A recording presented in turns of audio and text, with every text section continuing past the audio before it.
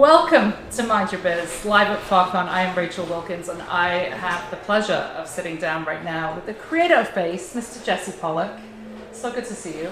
So good to be here. This is a vibe, one might say. It's quite based.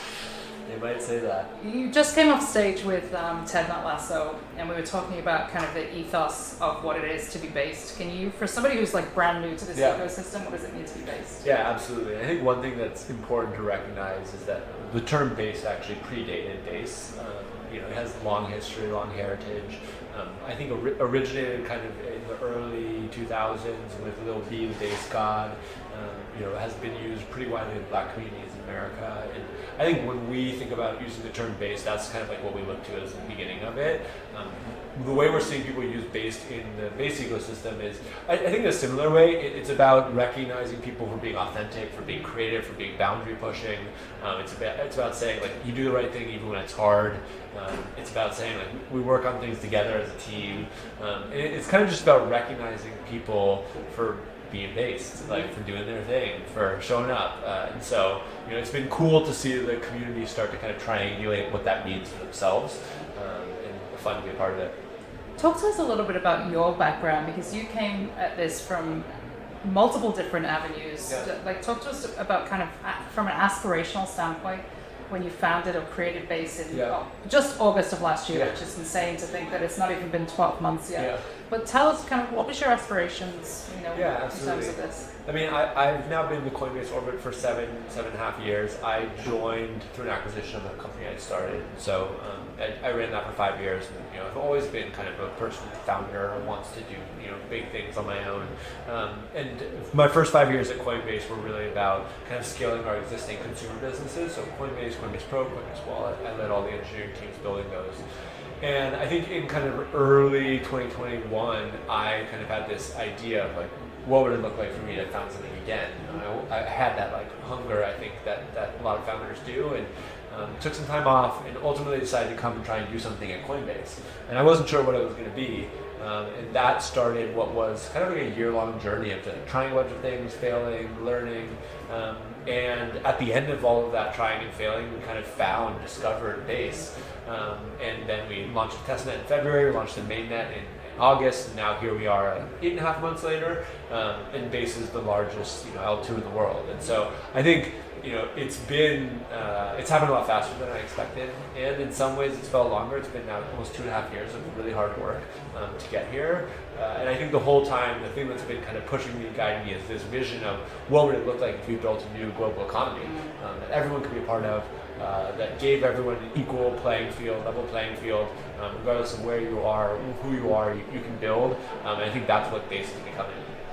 Have you had any surprises yet of the kind of clients that are jumping into Base in terms of new economy?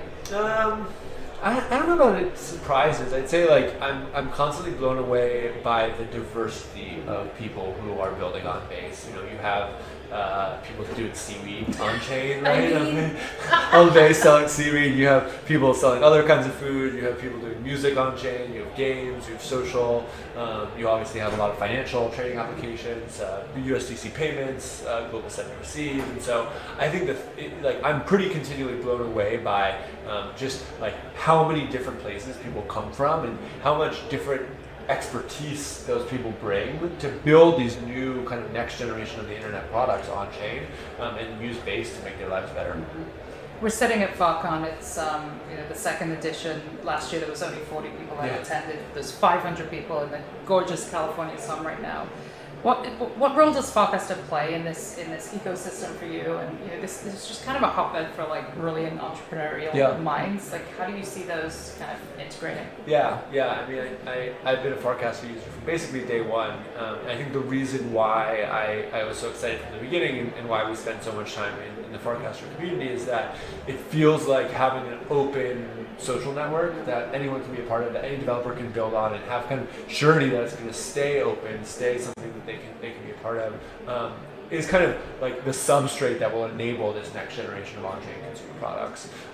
And so I think it's been really cool to see how, just in the last six to 12 months, that's grown from being, more niche, just like a couple thousand people, to now there being, tens of thousands, hundreds of thousands of people who are using Farcaster and kind of like benefiting from using this open social network, but also building on Farcaster. I think Dan said a quote about this earlier in his talk. Something like, half of the people who are Farcaster active users are also Farcaster active builders, and that's crazy. Like that proportion of people who are actually contributing to making the network more vibrant and more powerful and more expressive is kind of mind blowing. I don't think it's anything we've seen before. I 100% agree. It feels very much like a Y Combinator, the kind of people that you're running into.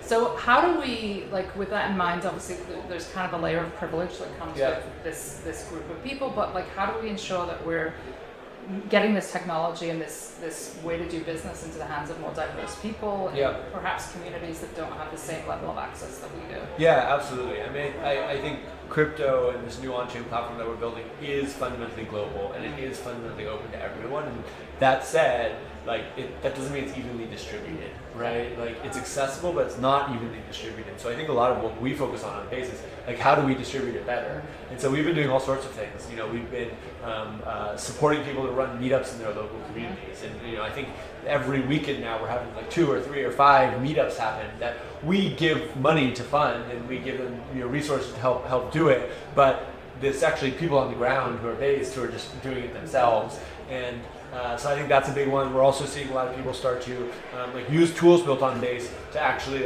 bring in their own local economies, whether that's by onboarding local stores for doing payments, or by using USDC to do send and receive for international payments.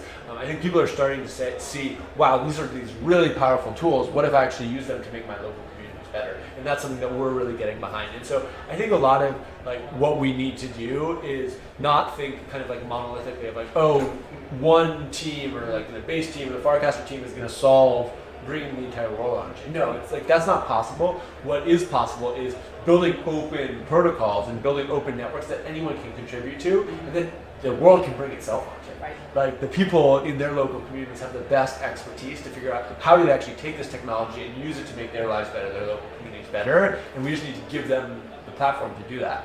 For anybody who's watching this, who's not at FARCON, because we're going to put this live this afternoon, a lot of creators follow Rug Radio, and the creators as an artist are a pretty big part of this conversation. But we're seeing here buying coffee using Base, where there was a gelato bar outside. It was pretty fabulous. What other kind of protocols or businesses are you seeing that are exciting to you? Yeah, I mean all of it. I think commerce is a big one, right? We've gone from, I don't think basically any real on-chain commerce happening a few years ago to here you can buy coffee, you can buy gelato, you can buy swag. We're seeing hundreds of restaurants across the company with things like Blackbird start to accept on-chain USDC payments and have on-chain loyalty.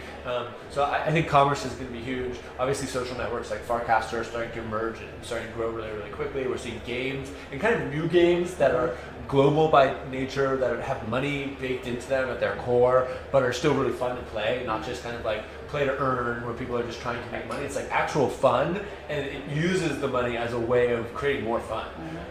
So I think games are going to be huge. I think a ton of stuff that's happening right now around new kinds of communities coming on chain. We're seeing things with sports, like bracket game. We're seeing things like religions, like Thank You Base God, where it's literally people are building new religions on chain. Obviously meme communities, where people are expressing their creativity through these characters and kind of cultures, subcultures that they're creating, and using that to onboard new people. I mean, again, the thing that is constantly kind of blowing our mind is just the level of diversity of different tactics and approaches and experiences that people are building on chain. I feel just lucky to get to be a part of it. So I feel like we can't not talk about Degen L3, this model of kind of this altruistic sensibility that's brought a lot of people onto Farcaster and a lot of people using Base technology. So what are your thoughts? Yeah, absolutely. I mean, I think it's been incredible to see kind of Degen emerge.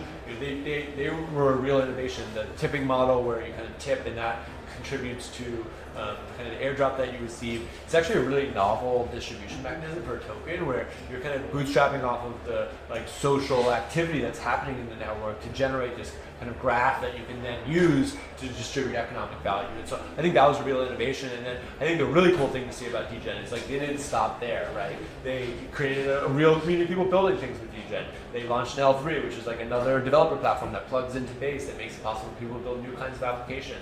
I think what we're seeing is kind of the emergence of a sub-economy within the broader Base economy.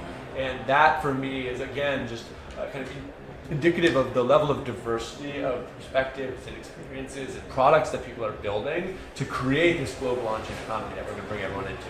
So awesome. So last year, throughout the summer, there was this kind of explosive growth for you. You guys we were seeing blue dots everywhere. There's some initiative that you called Onchain Summer. Yeah. And you're bringing it back. We're bringing it back. What's happening? Yeah, so Onchain Summer is coming back. Onchain Summer 2, as we lovingly call it. I think the vision with Onchain Summer is that every summer we get a shot at bringing the world on-chain. And the best way to do that is by lifting up builders to create incredible experiences that people actually want to use to get them on-chain.